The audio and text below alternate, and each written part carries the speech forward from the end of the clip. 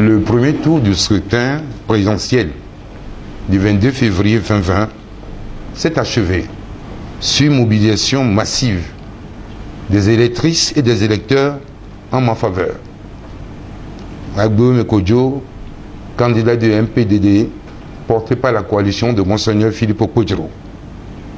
Sur l'ensemble du territoire national, les électrices et les électeurs ont voté massivement en ma faveur. Au regard des résultats que nous avons compilés à travers les procès-verbaux en notre possession, nous avons gagné cette élection présidentielle du 22 février 2020 au premier tour avec un score oscillant entre 57 et 61%. Dès l'instant, je deviens le président démocratiquement élu et je m'engage à former un gouvernement inclusif.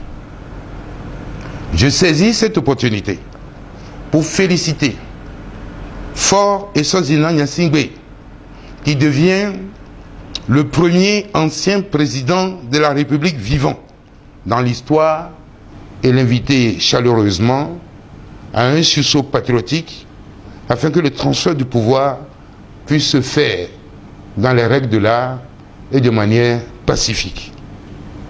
Il me plaît de remercier les forces de défense et de sécurité pour leur neutralité et leur impartialité.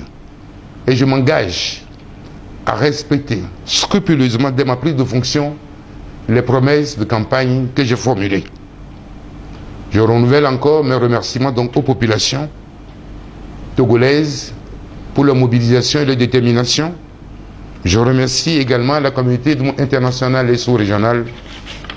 Je demande aux forces vives de la nation de s'approprier cette victoire historique et de la célébrer avant la proclamation officielle.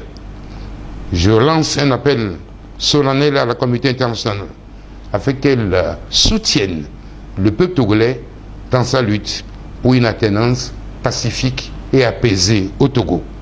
J'invite les forces de défense et de sécurité à demeurer et à conserver leur neutralité républicaine afin de ne céder à une quelconque instrumentalisation. Nous interpellons donc le président sortant à prendre la mesure de la gravité de la situation et à rentrer dans l'histoire en acceptant sa défaite. Fête à Lomé, le 23 février 2020.